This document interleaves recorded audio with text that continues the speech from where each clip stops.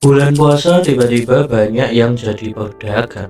Mulai dari jualan takjil di pinggir jalan, bisnis hampers lebaran, sampai jualan baju muslim di media sosial. Tapi anehnya setelah lebaran, bisnis-bisnis ini mendadak lenyap, hilang seketika. Kenapa bisa begitu? Banyak orang memanfaatkan Ramadan buat cari cuan tambahan. Tapi kenapa kebanyakan bisnis ini nggak bertahan setelah lebaran?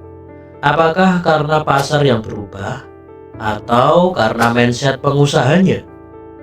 Di video ini kita bakal bahas kenapa bisnis dadakan di bulan puasa marak banget, tapi jarang ada yang lanjut setelah Ramadan. Yuk kita bongkar faktanya. Kenapa Ramadan jadi momen emas buat berbisnis? Yang pertama, kenaikan daya beli dan pola konsumsi yang berubah. Menurut survei, pengeluaran masyarakat Indonesia selama Ramadan naik hingga 30-40% dibandingkan bulan biasa. Orang jadi lebih konsumtif, entah itu buat beli makanan buka puasa, baju lebaran, atau parcel buat keluarga. Yang kedua, faktor FOMO atau fear of missing out. Ada tekanan sosial yang bikin orang makin boros saat Ramadan. Semua orang beli makanan enak buat buka puasa. Semua orang beli baju baru, semua orang kirim hampers. Akhirnya yang tadinya nggak kepikiran belanja, malah ikut-ikutan. Yang ketiga, bisnis cepat balik modal. Banyak orang melihat Ramadan sebagai peluang emas buat bisnis. Karena permintaan naik drastis, barang lebih gampang laku. Dan modal bisa balik dalam hitungan hari. Makanya banyak yang tiba-tiba jadi penjualan. Kemudian kenapa kebanyakan bisnis ini nggak berlanjut setelah lebaran? Yang pertama, pasar yang hanya musiman.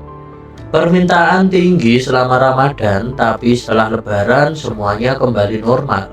Orang nggak lagi berburu takjil tiap sore, nggak butuh hampers, dan nggak perlu baju baru tiap bulan.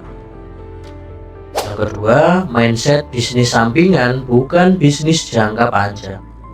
Banyak orang yang jualan di bulan puasa cuma buat tambahan uang, bukan buat membangun bisnis serius.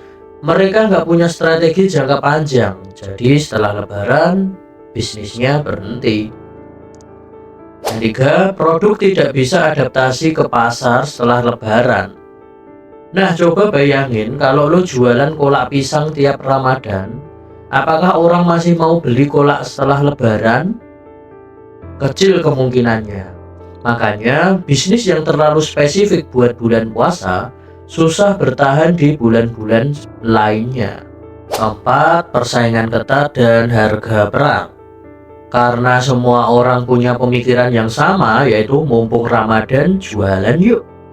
Persaingan jadi tinggi banget.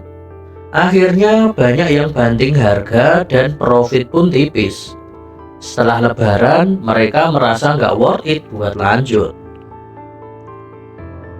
Bisakah bisnis Ramadan bertahan sepanjang tahun?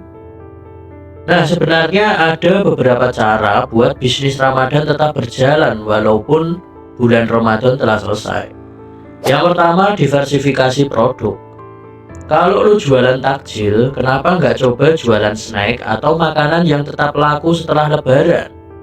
Banyak kok bisnis makanan yang awalnya spesialis Ramadan tapi sukses bertahan dengan inovasi produk.